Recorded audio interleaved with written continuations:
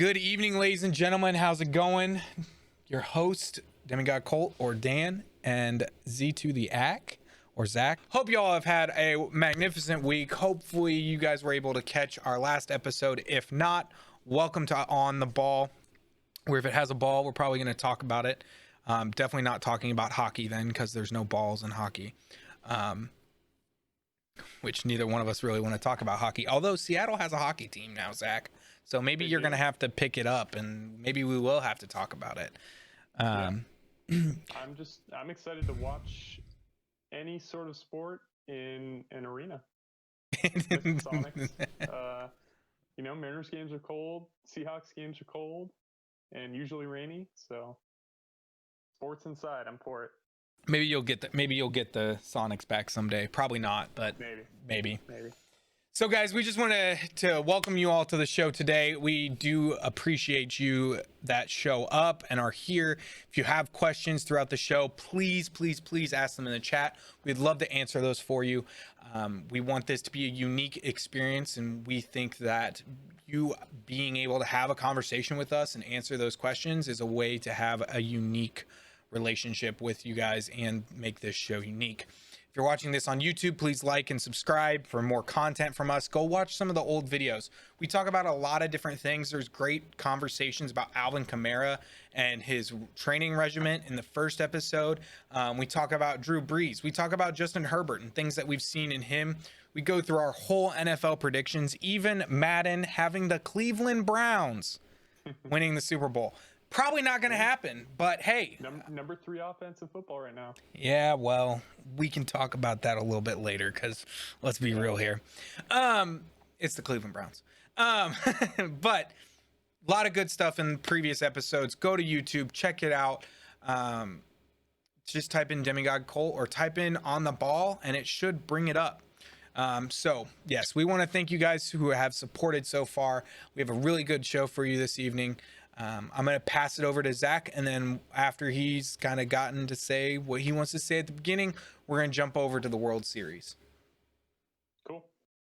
Yeah, thanks again. Just echoing Dan for all the support. Last week was probably one of our more fun episodes that we've done. A lot of good content that we had, a lot of good interaction in chat, and then some good interaction and viewership over on YouTube after the fact. So we're just trying to keep that going and getting as many people in here as we can. So yeah, absolutely. So Zach, let's go ahead and hop over to the World Series. How much money did you lose? Yeah, no, I had nothing on it. I fully, I'm sure somewhere in one of our previous episodes, maybe someone can go look. I fully admitted that the Dodgers probably would win this series. I thought it was actually going to be a little closer. I know it went to 6 games, but barring the absolute insane ending of Game 5, this could have been a 4-1 Dodgers series with, I think, 3 of those wins not really being even that close. Yeah. Went to 6. It really came down to the Dodgers hitting. We all knew that the Dodgers hitting was going to be better than the Rays hitting, and the Rays really struggled on the hitting side of things. I think they had, I want to say it was 4 batters that hit over 300, and the rest of the team hit under 200. I don't think they had a single batter that was in the 200 to 300 range, which when you're relying on 3 guys to get all your runs, it's just not going to work out. And then honestly, the Dodgers bullpen kind of started to outshine, especially in the later couple games there, outshine the Rays bullpen, which was a big strength of the Rays for the whole year and the entire postseason. And then the starting pitching was kind of a push. Both teams had pretty good starting pitching. And it really just came down to the Dodgers hitting, just really lighting up the scoreboard. It seemed like they were always the first ones to score, putting up, I think they had one game, put up multiple runs in the first inning. it's just hard to play behind like that in the playoffs. So yeah, absolutely. That was really the biggest thing. I know one of the big questions that came out of it, I'm sure you probably saw it, was the Rays, that is, in Game 6, pulling Blake Snell in the sixth inning. Yeah, I was actually going to talk to you. That was one of the things that I wanted to kind of talk about. I think it's very dumb of them.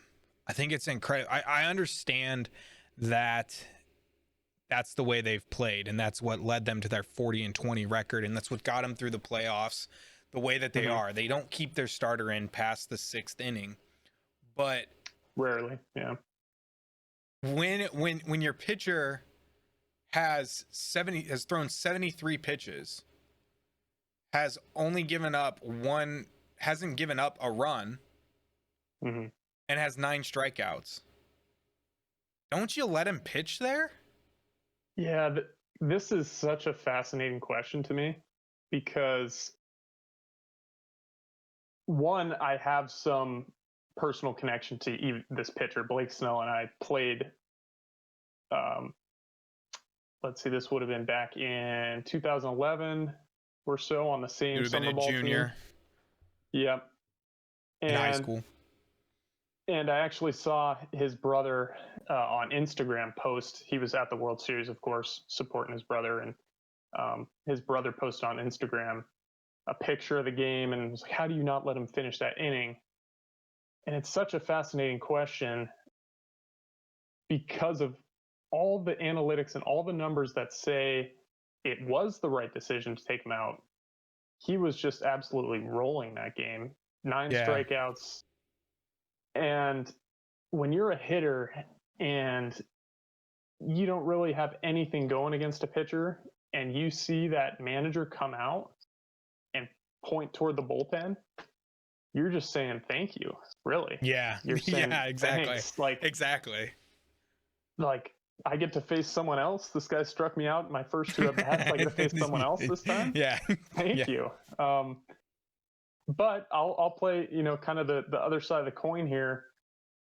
Blake Snell, his numbers are significantly worse 3rd time through the order, and they made that switch exactly on the number 1 hitter, leadoff hitter, at the start of the 3rd time through the order.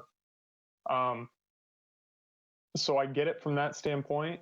I understand it. He hasn't pitched past 6 innings since 2019.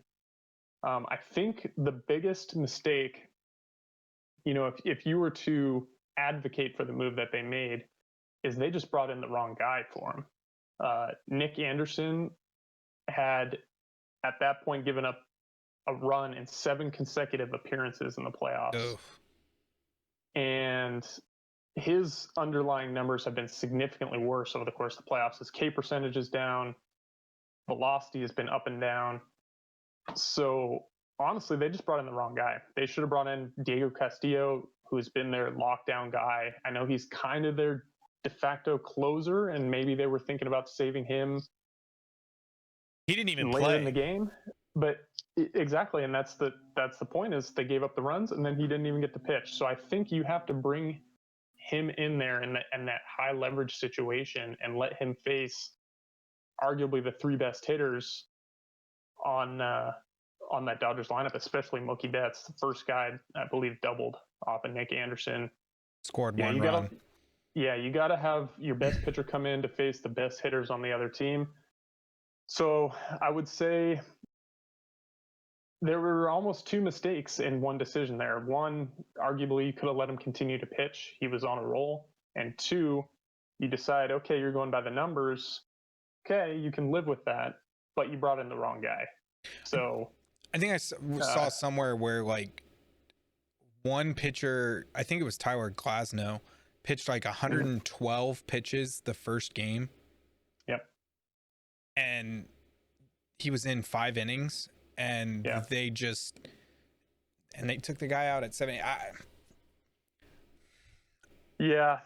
I think if you're a manager in that position, I think if the Mariners ever got to that spot, now I realize we're talking about the Mariners here. If they ever got to that spot and Felix Hernandez was on the mound. I guess I can't say Felix. Because it wouldn't have been Felix anyway. This would have been our third. Blake Snell's not their guy. So if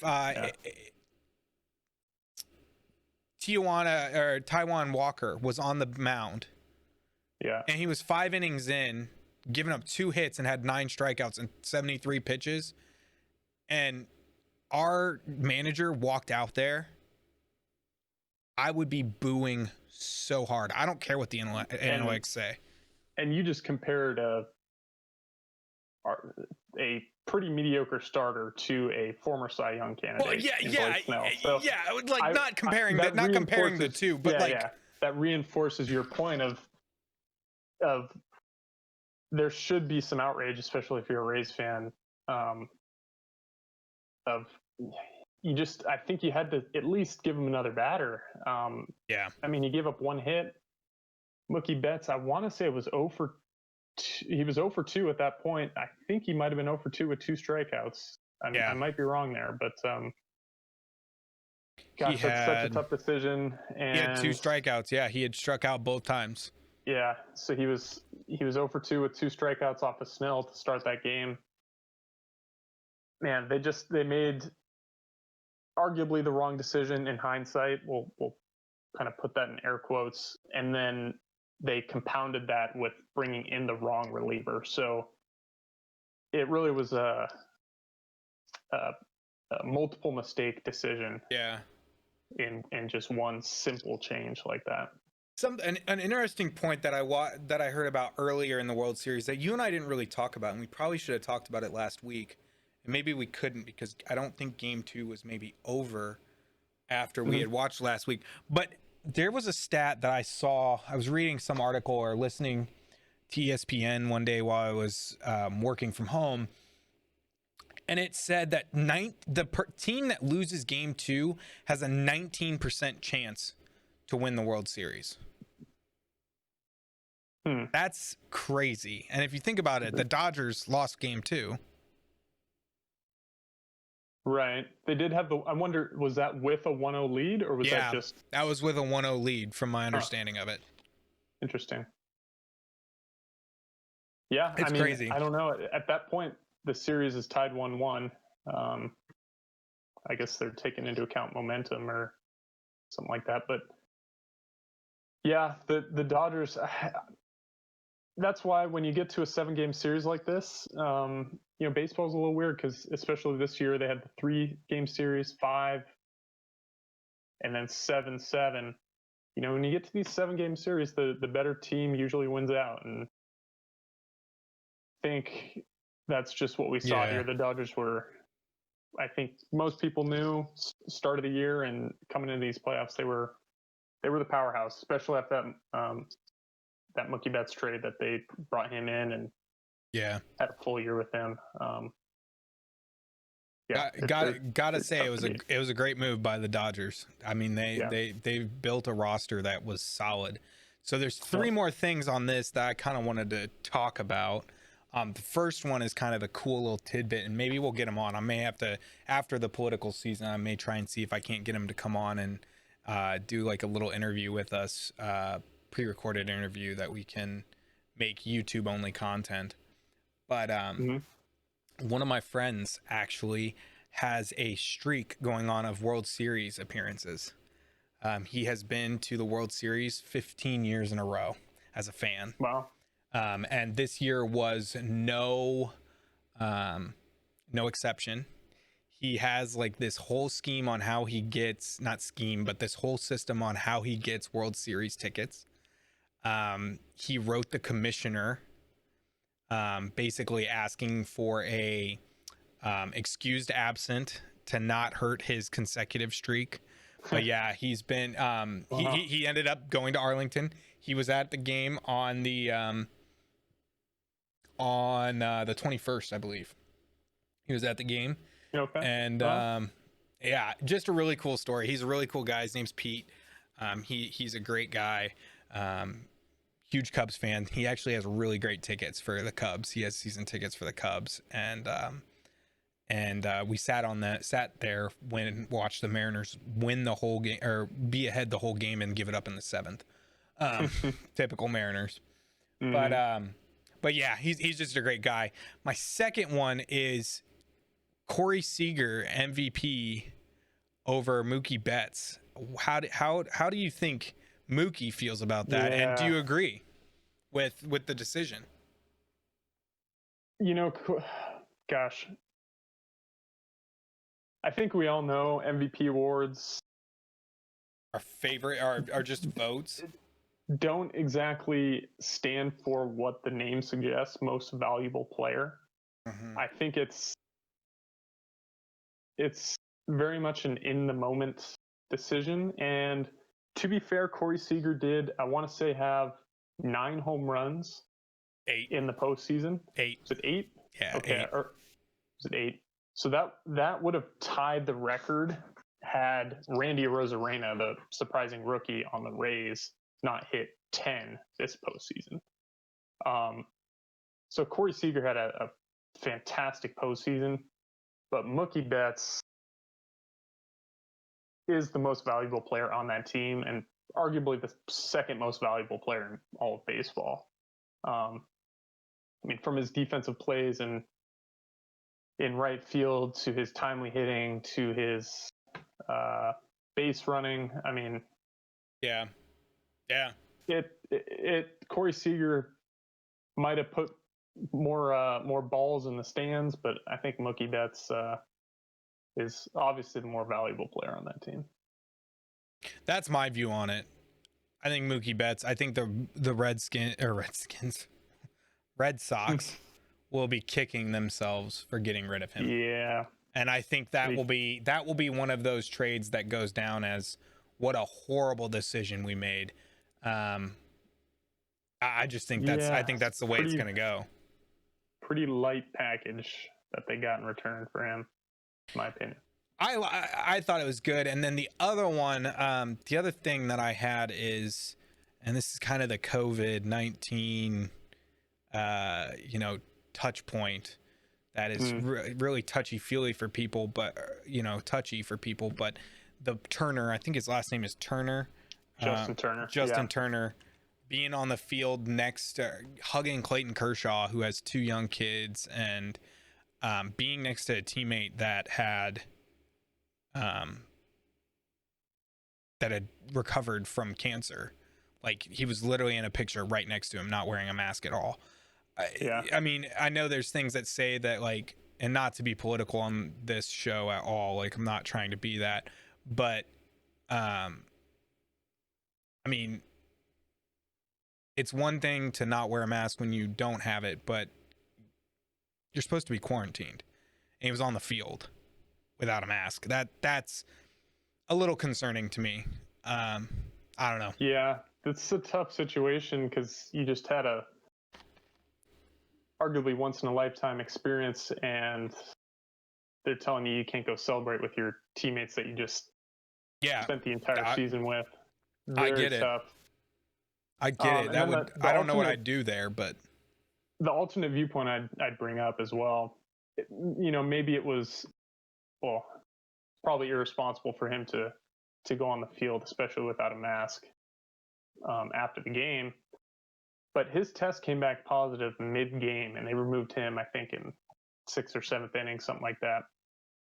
He was in the clubhouse with his team all day, eating lunch, pregame meal with them, chatting in the clubhouse.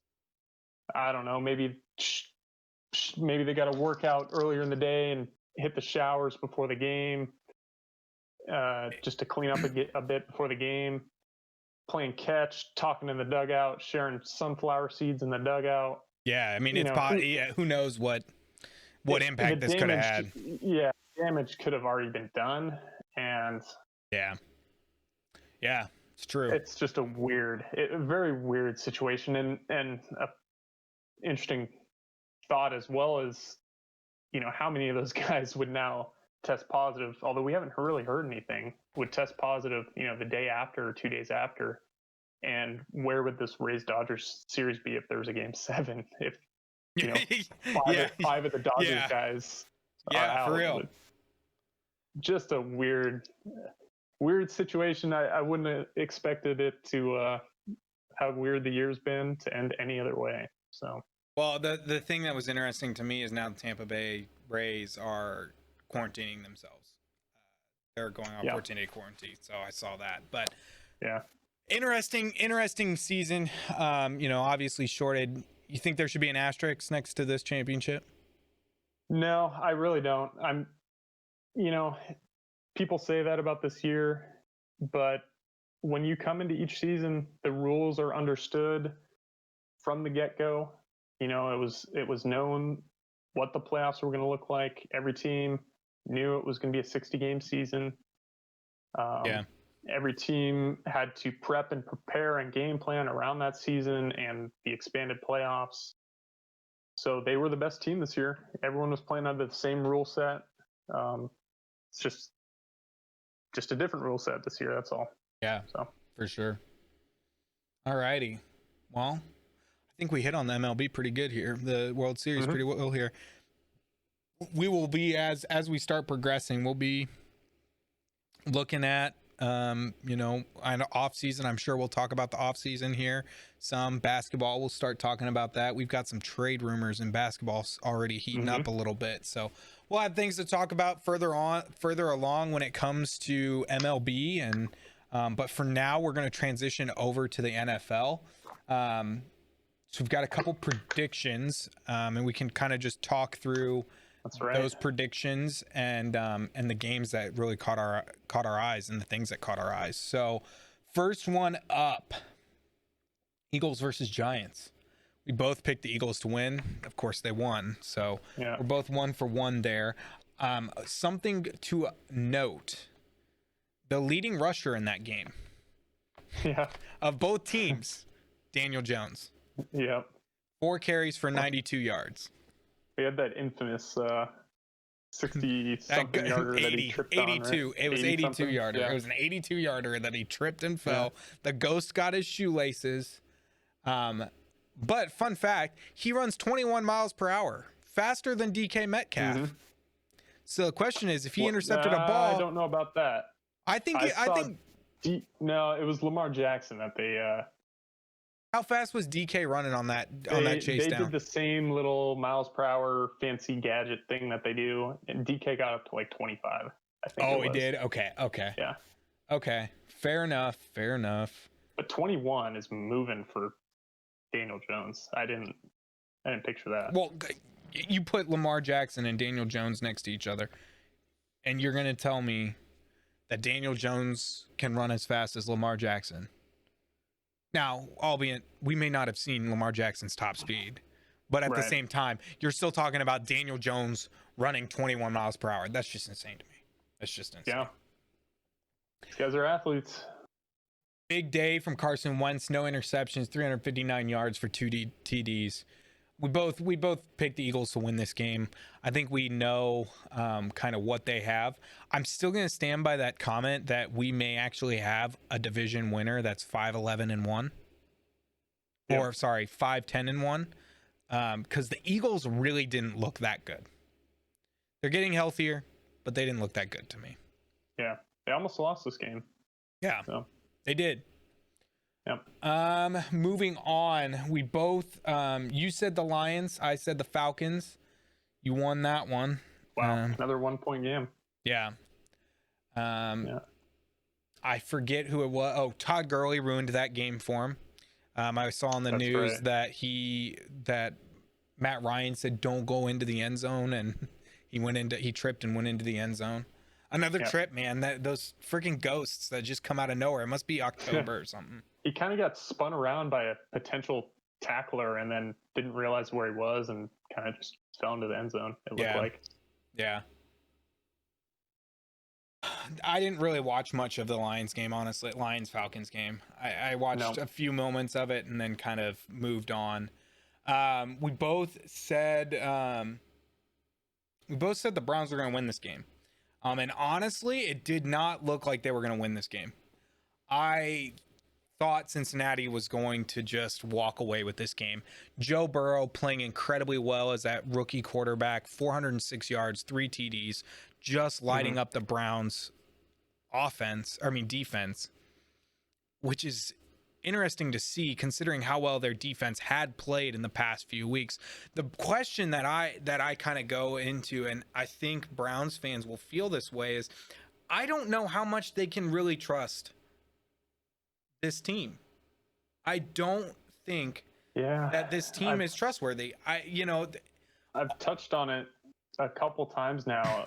I think it was a few episodes ago where they're the most inconsistent team in football for years on end running now. I mean, Baker Mayfield kind of encapsulated the team in this one game. I think he started 0 for 5 with a pick and then went, I want to say it was 22 for 23 with 5 touchdowns the rest of the game after that. That's exactly what it was. Yeah. And the team, they have weeks, their players and the team have weeks where they look so good, and then they lose to a poor team by 21 points, and then they come out and beat another good team. Yeah. I don't know what the deal is. I really don't. It's just really interesting to me, the difference in players. And it's kind of disappointing, honestly. T. Higgins 5 receptions for 71 yards. Tyler Boyd was the best player they had.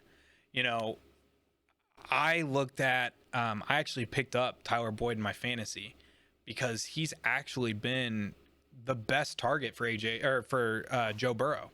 He's been the most consistent guy across the board, other than maybe T. Higgins.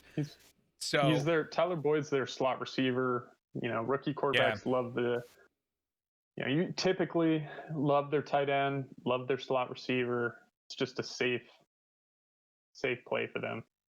What do you think? So Ted brought up lost Odell season over. How do you think? Yeah. How do you think Cleveland reacts to that? I mean, Rashad Higgins had 6 receptions for 110 yards, and that's going to be their outside receiver replacement. Jarvis Landry is their slot guy, so Higgins is kind of going to jump to that, I guess you could say, de facto number 1 outside spot. Landry staying in the slot. Someone actually asked Baker Mayfield, and he kind of he got angry at the question. I think it was from a reporter on his numbers, and they're actually better without Odell Beckham on the field. And Baker Mayfield kind of had a dumb question, no comment response to the reporter. Yeah. I don't know. The numbers, I guess, speak for themselves, but Odell's a significant talent that you lose. It was go ahead. I was just gonna say, I think their offense is gonna be fine. I think they still have enough weapons to, as I said in the start of this episode, they're the number 3 offense in football right now, according to PFF. Yeah, behind the Seahawks and the Packers, I believe it was. So I think they're going to keep moving the football. It's just the consistency in the defense. Are they going to be able to compete with the Steelers and Ravens? And how would you love to say Jarvis Landry is our slot receiver? like, what a wonderful problem to have. Seahawks have a similar problem. Yeah, I would love to have Jarvis Landry on the Colts. I honestly, if you put Jarvis and Odell Beckham together, I honestly think Jarvis is the better receiver. Flashy plays, Odell all day. But when it comes to all around, gonna catch the ball, reliable receiver, I'm picking Jarvis Landry over Odell Beckham if I'm starting a team. And if you go back and look at Jarvis Landry's receptions, yards, all of that, he easily stacks up with Odell, his college roommate. He easily stacks up with Odell and is as good, if not better, when it comes to receiving the ball. That's my big thing. Between the two, I'd trade for Jarvis Landry in a heartbeat. I wouldn't trade for Odell right away. I don't necessarily like Odell's diva in him. Right. Personally. Right.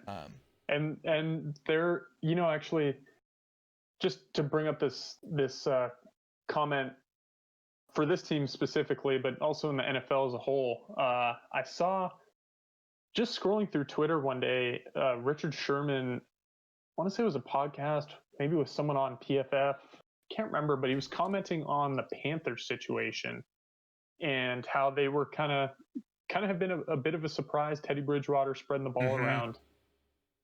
And Richard Sherman's comment was, when you have a guy like Christian McCaffrey, the offense is predictable. You know where the offense wants to get the ball. You know what they're going to call plays, who they're going to call plays for. You know where the ball is going to go. And it's easier to game plan for, in a sense, and more predictable, is what he was saying. Now that Christian McCaffrey's out there spreading the ball around, and you don't really know what their game plan is going to be. And it could be a situation like that with Odell, like you said, kind of being that diva that wants targets and gets unhappy if he doesn't get targets. Baker Mayfield just like, he might just be like, okay, I can pick my tight ends open, I'll throw it to him. Kareem Hunt open out of the backfield, okay, I'm throwing it to him. Yeah. Landry out of the slot, open, all right, you're getting the ball. Instead of just hiking the ball and staring down Odell for the first 2 seconds every play. So yeah, I agree. I think that you lose a talented person like that, you definitely have to spread the ball out to make up those receptions. And now Christian McCaffrey's coming back this week though, so he's been practicing this week. So they play tonight, I believe, and he's not playing. He's not playing tonight. Okay, so he'll be back. He'll be back next week. Then is what I know. He was practicing this week. Yeah. So anyway, I think, let me check just to make sure. Pretty sure they are playing tonight. They are. They're playing Atlanta. Yeah. Game just started. Okay. So moving on to Green Bay and Houston, we both predicted the Packers were going to win, but for the secondary bet, I beat you. I said that Watson would have more passing yards, and you said that Rodgers would have more. Watson had 309 and Aaron Rodgers had 283. So I beat you on the second one there. Not really getting much from the offense of the Houston Texans. No. Watson ran for 38 yards. David Johnson for 42. It's just not good enough. Will Fuller had a good game, a relatively good game, but he only had 35 yards. I just don't think that this team is very good. I think Houston is just not very good, and I think you see in the Green Bay Packers a team that's relatively well-rounded. And, I mean, catching-wise, Devontae Adams has a monster day, 13 receptions for 196 yards and 2 TDs.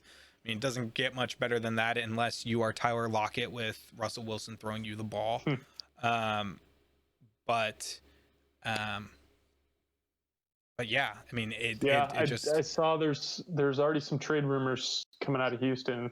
I think I saw there were 4 names. Okay. They didn't specify what names. 4 names were untouchable. Probably Deshaun Watson, J.J. Watt, maybe, and then I don't know the other two. We'd have to... Tunsil's probably untouchable. The left tackle they traded the Dolphins for last year. I would be surprised if they didn't listen to offers for JJ. Yeah. I know he's your Houston guy, but if someone like the Green Bay Packers comes in and offers you a first round pick for JJ Watt. Yeah. You do feel like JJ Watt is one of those guys that's just he's gonna play for the Texans until he retires. It just feels like one of those. Could be. Absolutely could be. One of those guys who it's just his city. He wants to retire there. That's purely speculation. He is a Wisconsin boy, though. He's a Wisconsin boy. So, I mean, we'll see. We'll see. Yep. But, no, realistically, I'm not sure there's any big deals involving Houston before the end of this week's deadline. I just don't see it. I just don't.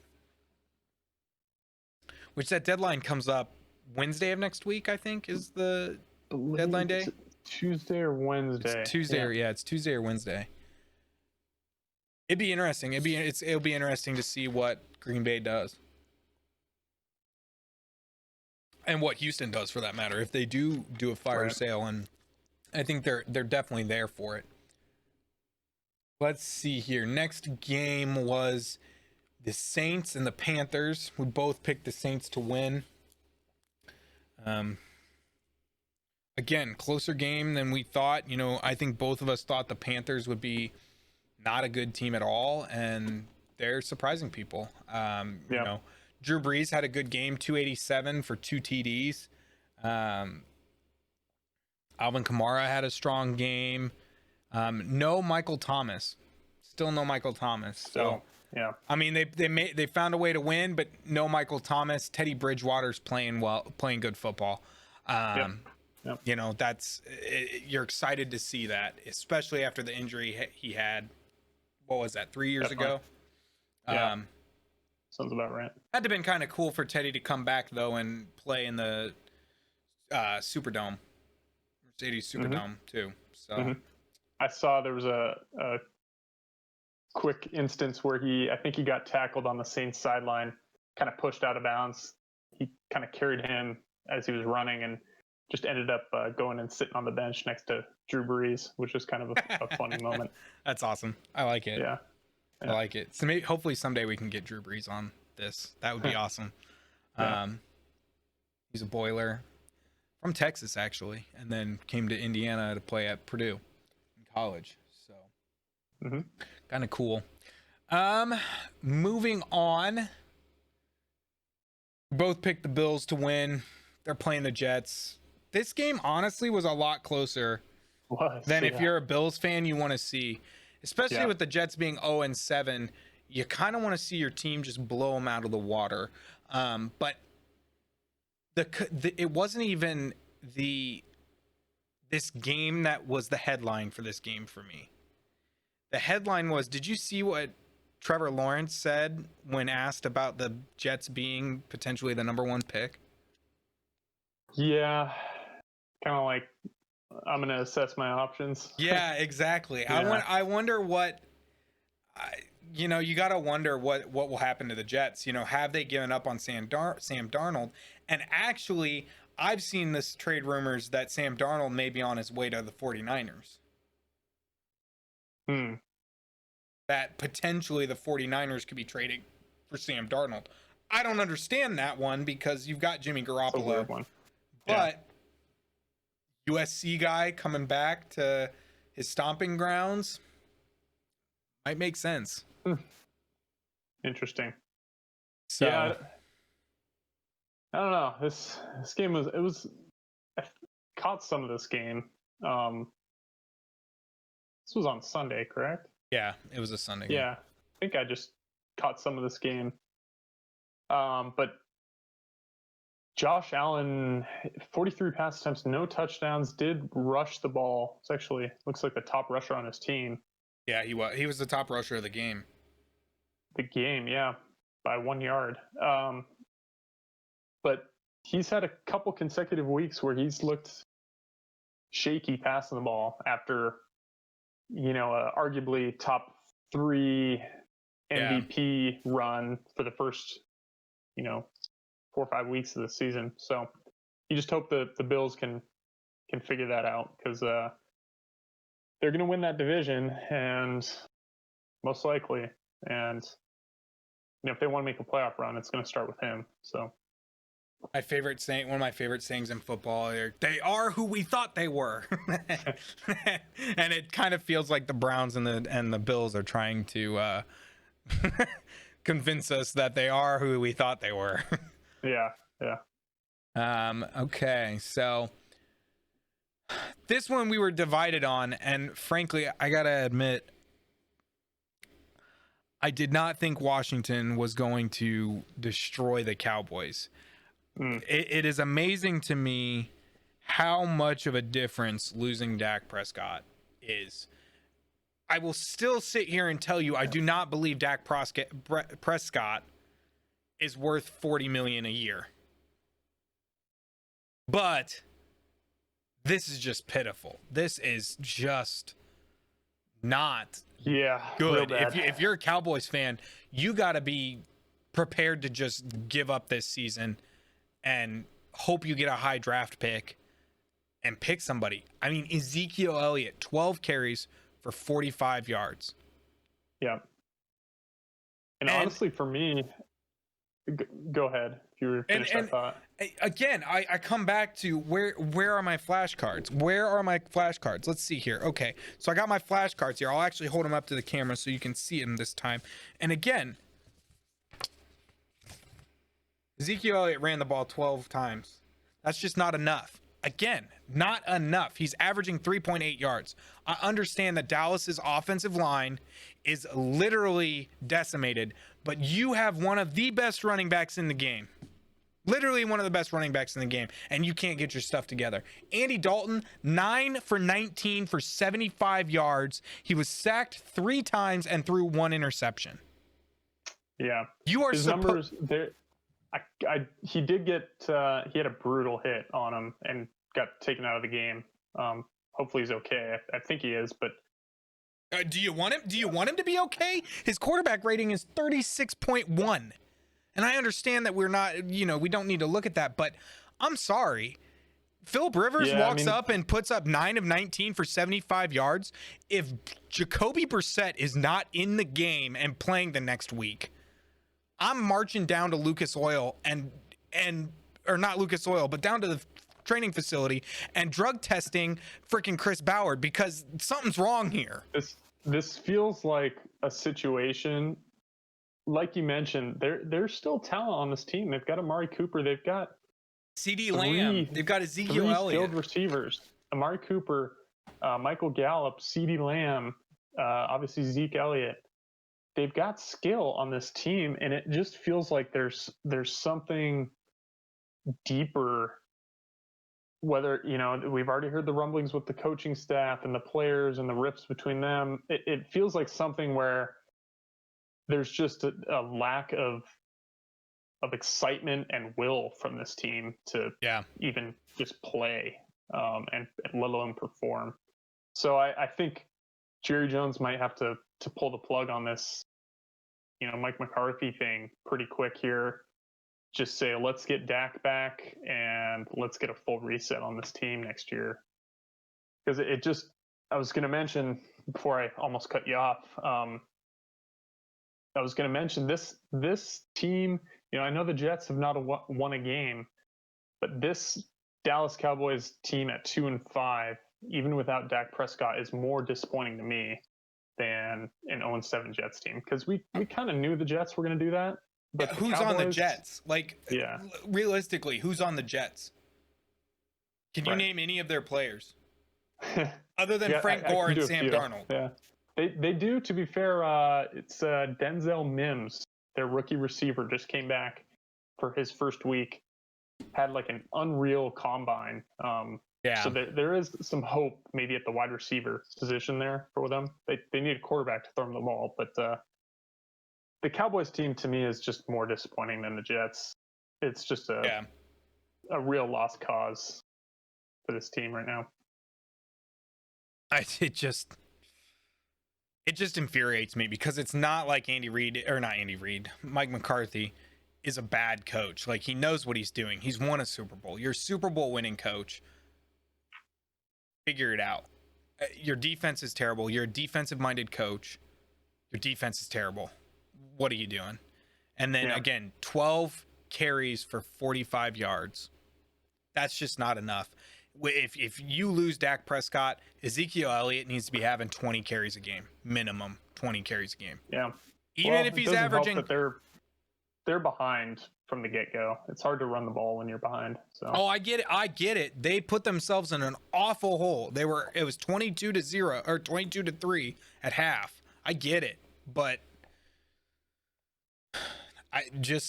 Dallas is not good, and they need to figure themselves out because that's just completely unacceptable. If you're a Cowboys fan, it just completely is. And I don't think Trevor Lawrence will be a Cowboy next year, regardless. Ted, Interesting hot take. Wish you were dressed up as Skip Bayless, because you would be talking his language right now. Honestly, probably. But I don't think they're intentionally throwing for Trevor Lawrence. Frankly, I don't think Trevor Lawrence is good enough to intentionally throw for. But that's my hot take. Moving forward to the Raiders and Bucs. Well, we both lost the. You picked the Raiders to win. I picked the Bucs, and we both lost in the who's going to throw more yards. Brady threw more than Carr on both of them. Mm-hmm. But what a great game by Tom Brady. I mean, realistically, he went in there and just played his game. I mean, hard to say he didn't. He almost threw for 369 yards, 4 TDs, 33 of 45. I think everyone that's a Bucs fan would like to see those that completion percentage go up, but they're not going to be upset with 4 TDs if you're a Bucs fan. And a good game from Leonard Fournette, 11 carries on 50 yards. I mean, I think we're going to see him carry the ball more here coming up soon.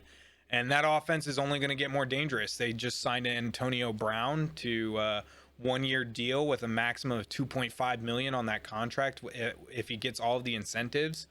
Which, to think that Antonio Brown has signed a contract for $2.5 million is crazy to me. Mm-hmm. It'll be interesting. It'll be really interesting. And Josh Jacobs not having a good game at all. 17 yards on 10 carries. That's, to me, the big surprise with the Bucs. We all knew what this offense was going to do and what it can do now, bringing in another target in Antonio Brown. But the defense is, I believe it was top 5, if not top 3 in the NFL right now. Run defense, pass defense are both, Mm-hmm. top in the league, at least up there. Can't remember the exact number off the top of my head, but that was really the only question mark for this team coming into the season, and their defense arguably is outshining their offense. I know they put up 45 points here, but no, you're right. It's scary to think, that when you're going up against the Bucs, you're like, oh boy, we got to go up against that defense, and then you flip the coin. You're like, oh yeah, they got Tom Brady and Rob Gronkowski, Mike Evans, running backs, and one of the best tight ends ever, and a trio of receivers that can all catch the ball. Yeah, absolutely.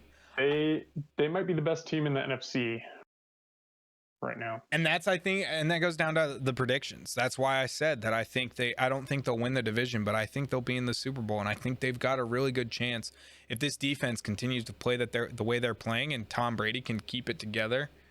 I think it's hard to say that the Tampa Bay Buccaneers are not going to be in the Super Bowl. I mean, I know they got to get past Seattle, but I mean, they're playing Mm-hmm. they're playing real well right now.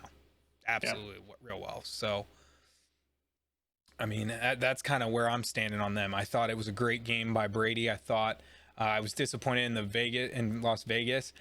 I didn't see. Did their offensive line start? The majority of their offensive line, or was it all second? Question. I didn't see anything. I don't know how that worked out. I didn't see anything, so I'm going to assume that their offensive line started. But yeah, they were like all in the COVID protocol or something, right? Yeah. Yeah. Yeah, I don't know how that worked out. Okay, they were all in uniform. They all played. Okay. Alrighty. Well, moving on to the next one. Chiefs Broncos. There's nothing to talk about here. The Broncos are terrible. Yeah. I got nothing. Although Drew Luck had more passing yards than Patrick Mahomes. I just noticed that. It's interesting. Probably a lot of garbage yardage there, I'm guessing. Being down 43-16. Yeah, probably. And 24, looks like 24-9 at half. And to start the fourth quarter, it was 30-9. I'm sure probably a football field's length of of junk yardage. Yeah, probably.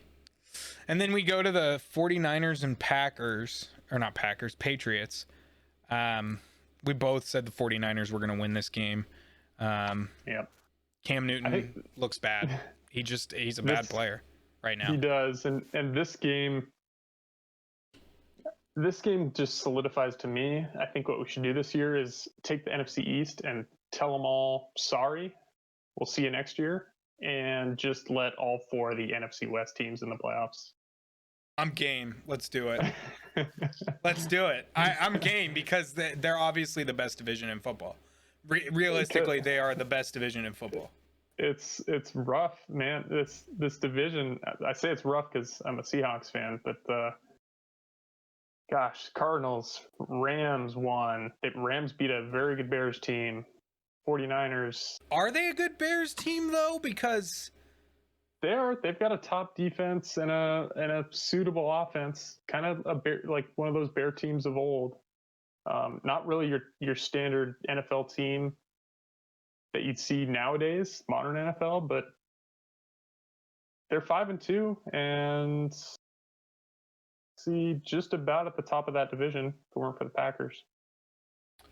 We'll see. I'm not sold on the Bears personally. We can talk about that. I don't see them making a long run per se, but I think they're one of those teams that can grind out a 16-game season and be 10-6.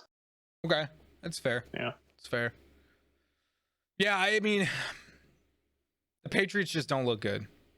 They actually may be intentionally losing to get Trevor Lawrence. That may be the real thing here. If they lose to the Jets, which I don't think they've played them yet, but if they lose to the Jets, you can say that they are intentionally losing to get Trevor Lawrence. Because I don't think Cam Newton's the answer. I didn't think he was the answer at first. He had good first 2 weeks and then just kind of went away. And I'm not sure he's gonna be what you want moving forward. Yeah. Alrighty, moving on. Let's see here who we got. Jaguars and Chargers. I know you like this game. You texted me about this, and the prediction that I had was accurate. The Jaguars got beat up on by Justin Herbert. Kid's got it, man. He's so good. I really do think that Joe Burrow and Justin Herbert are going to be quarterbacks that we potentially talk about for a long time. I think both of them are really playing really well. You get them a team around them, I think they are legitimate quarterbacks that we will be talking about for 4 to 5 years, like beyond their rookie contract. Yeah, I mean, he keeps lighting up the scoreboard. Another almost 350 yards, 3 touchdowns, even chipped in 66 yards on the ground. Yeah. Leading rusher on his team. I mean, the guy's carrying the Chargers really right now. And exciting. It's exciting if you're a Chargers fan. I think it's time. A quarterback like that doesn't really grow on trees. So yeah, for sure. Do you think it's time for the Jacksonville Jaguars to move on from Gardner Minshew this year with what we're seeing? Well, the question is, who do they have behind him? I'm not saying this year. I'm not saying they'll move on from him during the season. I'm saying if they're top, I mean they're 1-6 right now. If this continues, there's a good chance they do have to play the Jets. There's a good chance they could have the number 1 pick in the draft. Right. Do they take a Trevor Lawrence or someone else like Trevor Lawrence, or do they continue with Gardner Minshew? I don't really see him as the future of their franchise. I think he's like a serviceable plug-in that maybe if you had an extremely skilled team around him could make it work. But I don't see him single-handedly winning you games. So yeah. Alrighty. We both had that one right. Both sitting on 10 points right now of our predictions. Wow. Okay. We're going to wait on the Seahawks Cardinals game. Yeah. Just because I've got a lot to say. And then Rams and Bears. I'm not so Nick Foles was the higher passer to this game, and then why am I spacing on Jared Goff? Yeah, probably yardage there as well.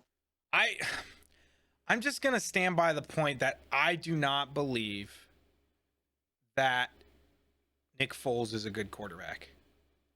I just don't believe that he can handle the pressure. I think that they should have stuck, for better or worse, Mitchell Trubisky this whole season. You needed to see what you could get from him moving forward, because Nick Foles is not your future. You invested way too much in Mitchell Trubisky not to see exactly what you have in him. And sometimes it takes a couple years. First 2 years of Peyton Manning were not great. His first season, he went, I believe, 2-14 and led the NFL and set the rookie record for most interceptions in a season. So I don't believe that there is just a simple, this is, you got one full season and you didn't perform. You got 2 full seasons, you didn't perform. No, you need to give him time, in my opinion, and he should be the one playing. I just don't. Yeah. I think the Bears have probably one of the best defenses in football. The problem is they don't have a quarterback. They don't have a quarterback that's gonna take this team to the next level. And I think they could. I think Mitchell Trubisky could be that guy. I just don't think they're giving him the chance to be that guy. Yeah. I agree with that pretty much for the most part. I mean, they're in such a tricky situation. I think one of those deals where they kind of found themselves with a better record than maybe they were assuming, and almost did the reverse of what the Dolphins just did. It's weird. I mean, they're a team, like I said, that, they could end up 9-7, 10-6. Their defense is gonna keep them in enough ball games over the course of a full season to, you get those occasional Nick Foles drives where he puts up some points and has a couple touchdowns and they win the game. But it's not really a strategy I want to rely on in a win or go home playoff scenario. So yeah, it's rough. Yeah, rough. You got to put up points in this league nowadays. And if you don't, you're just not going to win. Period. Yeah. Alrighty. So, 2 more. We got one more game, and then we got one thing that you and I kind of talked a little bit about earlier, and we'll kind of broaden that discussion just a little bit, and then we'll go to we'll kind of go through our predictions for next week. Seahawks Cardinals. This is a game that you and I talked about when we were doing our predictions, that I said I can see the Seahawks having trouble with the Cardinals, as it seems they do every year. Mm-hmm. Now, generally, it seems like it's in Seattle when they have the problem. But this year, seems like they've had it in Arizona. And our group chat got heated. I obviously was not there for the whole game. But I think the Cardinals, I think the Seahawks threw this game away by that special teams play where they were up 10. Cardinals were kicking a field goal. And number, I think 95, tried to jump over the offensive line. That's just unexcusable. That guy's not playing next week if I'm the coach. I'm not cutting him, but he's not playing next week. The reason he's not playing is we need people that are more disciplined than that on this team. The Seahawks are probably the best team in the NFC if they're playing clean football. If they're playing sound football, they're the best team. They've got the best offense probably in the league. They've got one of the 2 really great wide receivers. Carlos Hyde is playing well enough, And you have probably one of the best, if not the best quarterback in football right now in Russell Wilson. Yeah. They just did stupid plays. It was a pretty sloppy game. Chris Carson obviously got hurt. Carlos Hyde took over. Carlos Hyde's got an injury now of his own. But I think the thing, people aren't necessarily willing to do after this game is really call out Russell Wilson. And I said it, basically throughout this entire game. Yeah. His 3 interceptions single-handedly lost the Seahawks this game. Yep. I mean, it's really just a 17 points, right? 13 points net. It would have been 9 had you assumed that the Seahawks would not have scored a touchdown when I think they were on like the 4-yard line or something on like first down, and Russell Wilson just lofted a ball in the flat to the running back, and Budda Baker picked it off. DK Metcalf caught him, yeah. But I mean, you have to assume 7 points there. Yeah. Let's take worst case. Let's take 3 points there. And then he threw a pick when they were in field goal range. I want to say in the third quarter, somewhere around there. They were in field goal range, just kind of lofted the ball into the end zone. Looked like maybe a miscommunication, I think, with DK Metcalf. And Patrick Peterson, I believe, kind of tiptoed on the end zone sideline, picked it off. So 6 points now, but Russell Wilson is, assuming they make that field goal, arguably cost the Seahawks. And then the really just inexcusable pick in overtime at the end of the game to even, I mean, that game was going to end and it was going to be a tie. Like I'd be interested to see the ESPN win probability percentages. But that game was headed for a tie, and Russell Wilson throws a pick at midfield with like less than a minute to go. And the Cardinals throw the ball like 2 times and they're in field goal range. So there's another 3 points. So, I mean, he costed the team 9 points. Yeah. Potentially 13 with his interceptions alone. As great as he's been, I mean, you gotta call him out when it's proper. And I think, he'll be looking at that pretty closely, and I'm sure probably had some words for the team after that game, saying I got to be better, because they win that game by 2 touchdowns, really, if he doesn't throw those picks. I think the reason why I'm not as hard on Russell Wilson here is he's carried the team. He has. And so from my standpoint, it's like, yeah, you want your quarterback to go in and say, guys, I didn't play as great a game as I should have. Absolutely, you want that. But at the same time, like, Russell has been the Seahawks for the last 3 years. He's been the Seahawks. So and this team went the way that Russell went. I think that night you saw that. I think you saw this team go the way he went. And frankly, you got to give it to the Cardinals a little bit. They had really good play call there the last 3 drives of the game. They played it the right way. Now, Seattle's defense didn't play nearly as well as they should have. But, I mean, it looked like they were hitting. Kyler Murray was hitting the open guy in the middle of the field, and they played well. I think overall the Cardinals just wanted it more than Seattle wanted it when it came down to it. And and I said to you, there is probably one of my favorite players to watch is Larry Fitzgerald. The dude's just a good dude. He was targeted 8 times, had 8 receptions for 62 yards. And the play that won the game, in my opinion, was when I think Christian Kirk or one of the Arizona players caught the ball. Larry Fitzgerald ran up to him, grabbed the ball, ran it to his center, and gave it to his center.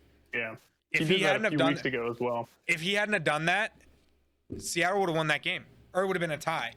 There's no way Arizona would have won that game if Larry Fitzgerald didn't grab that ball and run it. Yeah, I mean, he's one of the smartest and veteran players, in the league right now. you have to think he's going to kind of trend toward the coaching realm once he retires someday. But he's just a pro, really. And credit to the Cardinals this game. They played a good game. They took advantage of our pretty poor defense and took advantage of some mistakes by Russell Wilson, which are very rare, and they won the game. It'll be interesting to see how the Seattle Cardinals game goes in Seattle. I'll be interested to watch that game. I think that'll be a great game to watch, and we'll see if they can kind of get their redemption at home. Yep. But moving forward, Seahawks, they do have a few reinforcements coming. So yeah, defense. Jamal Adams is coming back. Traded for Carlos Dunlap. Rashad Penny will hopefully reinforce this backfield with Chris Carson getting healthy. So yeah, absolutely. Seahawks, they still have some room to grow for sure. So that kind of goes towards, you brought up the Chris Dunlap. You and I were talking about earlier the Colts going after trading for Dwayne Haskins. And we kind of talked, I just wanted to kind of reiterate that text message conversation a little bit. I think that it could be a trade that would take place, but I would only do it for, I kind of amend what I'm saying. If we're taking Dwayne Haskins, I'll give up Jacoby Brissett, but I want a 3, a 4, and Dwayne Haskins, and they can have Jacoby Brissett. They're getting a quarterback that can be a starter for their team, that will more than likely be a better player than Kyle Allen. And we're taking away their Dwayne Haskins, who really hasn't shown much maturity yet in the NFL. Yeah. I don't think we'd get a 3 and a 4 for him with Brissett and him. I think we'd probably get it. I think that trade that I said, a third round Haskins for Brissett, is more likely if we were going to do it. I don't think it's going to happen though. Yeah. Yeah, but, it's kind of it's just a trade that makes sense on paper, but you have to ask yourself what the Colts are looking to do as well. If they see Haskins as, I would imagine the Colts want to find their next future quarterback, and whether that's through the upcoming draft or who says it isn't Jacob Eason? Yeah, it could be Jacob Eason. Maybe they feel comfortable enough with him and his potential to not make this trade, and then maybe they reinforce through the draft a little bit with a kind of a later QB. Who knows? But obviously Phillip Rivers is not their long-term solution there, so it's going to just be interesting to see what they decide to do, and it's going to come down to just their coaches and their scouting and who they think the best fit's going to be. I just realized we didn't talk about a game. We didn't talk about the Steelers and Titans. Oh, we did. Yeah. We both said the Steelers were going to win this game, and they stayed as the only undefeated team. I just think Big Ben is playing too well. Ryan Tannehill had a good game, and Big Ben had 3 interceptions. They should not have won. The Steelers should not have won this game. They did, but they shouldn't have. And I don't really have Derrick Henry didn't really have a great game. He had 75 yards and 1 TD. That's not really a great game for him. Juju finally is coming out and playing. He's balling. Yep.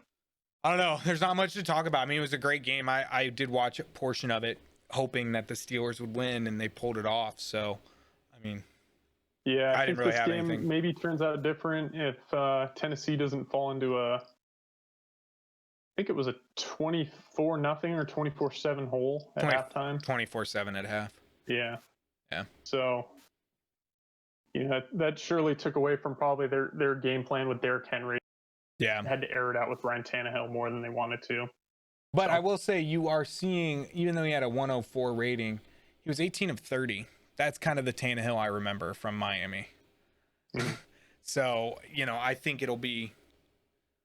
I think as long as and you and I have talked about it. You and I talked about the fact that he's kind of in that perfect situation with Derrick Henry being that running back. So it'll be interesting to see if Derrick Henry goes through an injury or they're down early, if they can't rely on Ryan Tannehill to win them the game. It'll be interesting. Right. From that standpoint. At least I think it will be. So Right. Yep. What's one team you think will make a trade during deadline? Big move trade. Ooh, big move? Either dealing a player or receiving a player, or receiving a player? Dealing or receiving. Oh, man. Looking at the teams here. I honestly think it's going to be the Raiders. Dealing or receiving? I think they're going to receive. Yeah. I think they're going to go get somebody to help solidify their defense a little bit more. Yeah. They've been hurting ever since they got rid of Khalil Mack. And yeah, I could see that. I think they need someone to solidify that defense, make them a little bit stronger. I mean, arguably the Seahawks already made a pretty significant move to get Carlos Dunlap. Yeah. As far as someone dealing, I think we already kind of touched on it, but maybe the Cowboys, maybe the Texans. Who do the Cowboys get rid of? Surely they just signed Amari to a new deal. They just signed Ezekiel Elliott to a new deal. Well, they just traded someone on I think it was a defensive end, I believe. If I'm not mistaken. Let me check.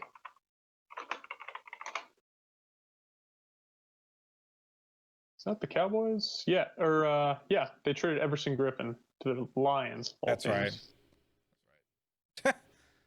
You wonder why the Lions did that, because they're not that great of a team now. But so, I mean, Cowboys kind of already made a move. We'll see if Washington makes a move, Dwayne Haskins, but maybe the Texans. Texans maybe make a couple moves.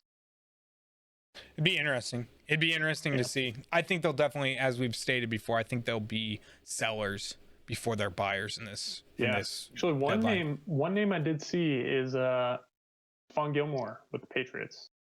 That would be interesting.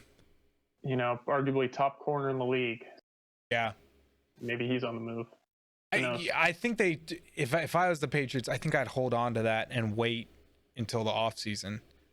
So that you can maybe move up, use that as leverage to maybe move up to the number one pick, potentially. Or maybe they try and secure a first round right now. Not sure, but alrighty. So week 8, we'll go through these and then we'll wrap it up. We'll go through these games. So we've got the Panthers and Falcons playing right now. Panthers up 7, Falcons are up 7-6.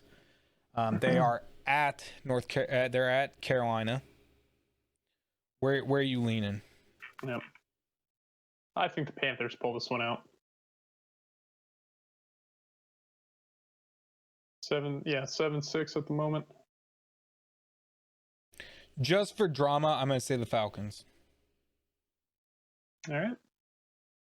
As currently we are sitting at 12-12 points wise. So there's got to be some difference. Are we really? Yes, we are.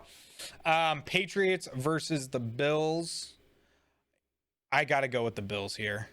Yeah. Bills at home. They're at home.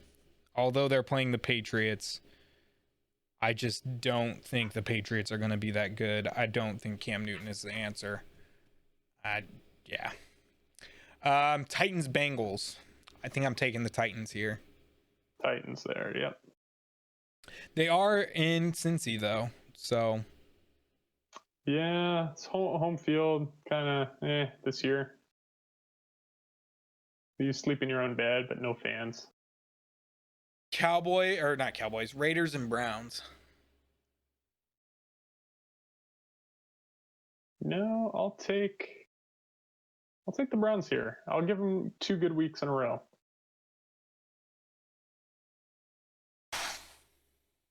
I'll take the Browns here only because they have to travel. The Raiders have to travel. It's the only reason. It's a long flight.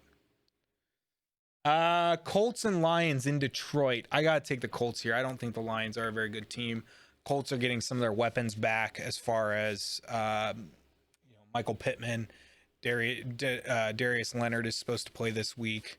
I think the Colts are getting healthy. I think if Philip Rivers plays the way we know he can play, I think we're looking at a good team here. That's my pick. Yeah, I'll go with the Colts. Alrighty, Vikings and Packers at Green Bay. That's the Packers. Easy one there. I think the Vikings are regretting getting rid of Case Keenum and paying $80 million to Kirk Cousins. I think more so that. I think, yeah. I don't think Kirk Cousins is going to win you any Super Bowls. I'd agree. I don't think I need to ask you the next one, but I'll ask you the next one. Chiefs and Jets. You're going with the Jets, right? Chiefs. I'll go Chiefs, but I'll take the under on the line. Okay. Let's do that. All right. Rams and Dolphins. I'm going Rams. Sticking with the NFC West. So our two, we'll have 3 bonus for the Dolphins Rams game. How many total TDs do you think Tua will have? Passing and rushing combined. I'll give him 2. I'm going to give him 2 as well. Rushing yards, over or under 100? Or sorry, over or under 50? Because 100 is kind of ridiculous. Yeah. I'll take the under. Okay.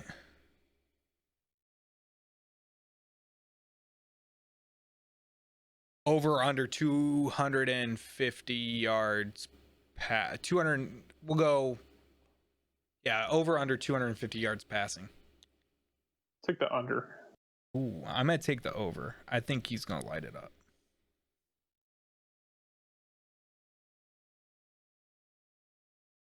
Alrighty. We got Steelers and Ravens. I think this is probably gonna be the best game of the week right here. It's always a good matchup. At Baltimore.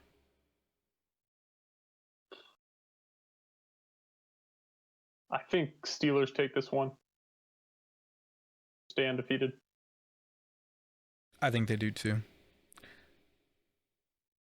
I'd like to think the Ravens are a good team, and they are a good team, but I just think the Steelers are playing better. Chargers Broncos.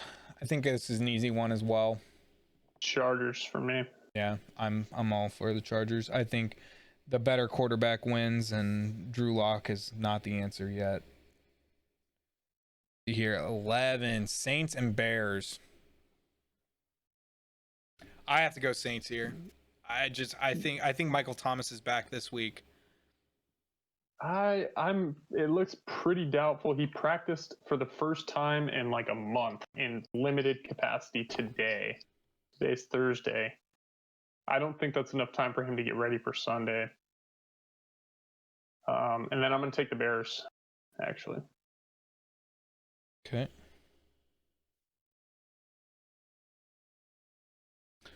Let's see here. What else we got? 49ers and Seahawks. Yeah, tough game. I'm going to take the Seahawks, but it's going to be a tough game. I'm going to take the Seahawks. They're at home. And they're going to be pissed off from losing the way they did. Cowboys, Eagles. Eagles, easy on that one. Yeah, I'm gonna follow you on that one. 14 Bucks and Giant. Okay, I'm not even gonna finish that statement. I know who you're picking there. Over under 60 yards rushing for Daniel Jones. I'll take the under. If he doesn't trip, he'll be over there.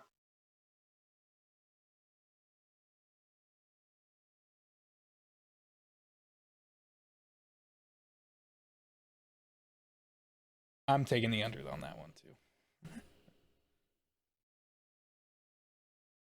Alrighty. Well, I think we got our picks for next weekend. A little bit longer episode today, guys. We're at about an hour 20. It just seems like these are creeping up longer and longer, but I feel like we have a lot of I feel like we're having a good conversation. I feel like the World Series conversation was a good one.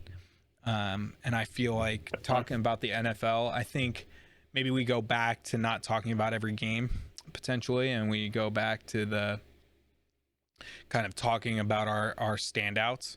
I think we can get more in depth when we talk about our standouts than when we talk about every game. But that being said, do you have anything else you want to talk about tonight before we sign off? No, other than looks like Panthers just scored again, so might be headed for a 1-0 start for our predictions. Yeah, hey, you know what? If it happens, it happens. I came back this week. We were 12 for 12. Gotta be bold somewhere. So, well, guys, thank you so much for being here tonight. Thank you for the questions. We really do appreciate everyone being here. I know we didn't stop in the middle. We should have stopped in the middle, asked if there was any more questions, if there were any questions, anything anyone had. Let us know what you think. Give us feedback. We really, really want the feedback. We want to make this something that's not just for us, but also for you guys, that you enjoy, that you like watching and want to watch. Like, subscribe, follow on Twitch, like and subscribe on YouTube. Yeah, if you guys can just share the crap out of this and get it out there, we'd love that. We'd love to get some interesting figures on this one. Gonna try and get Pat McAfee at some point in time, but want to make sure we have a good group and good viewership. Pat McAfee, it'd be awesome to get Drew Brees at some point, if we can possibly manage that.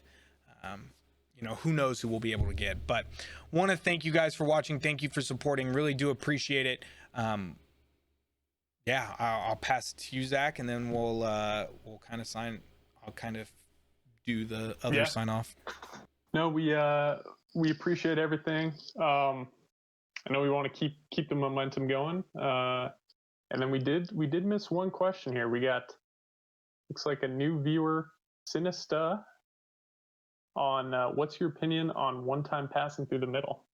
You have a comment on that? Why do we always have to answer this question? He's not a new viewer. I just was ignoring him, Zach. I know. One time through the middle. It depends on if someone's yelling at me or not. If someone's yelling at me, I hate them. I absolutely hate them. And then I get told to one-time pass through the middle, and unfortunately, my two teammates decide they're going to do skill moves the next time they get the ball, and they turn it over. So,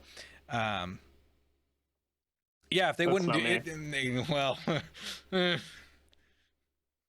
sometimes. All right, guys. All right. Well, thank you so much. We really do appreciate it.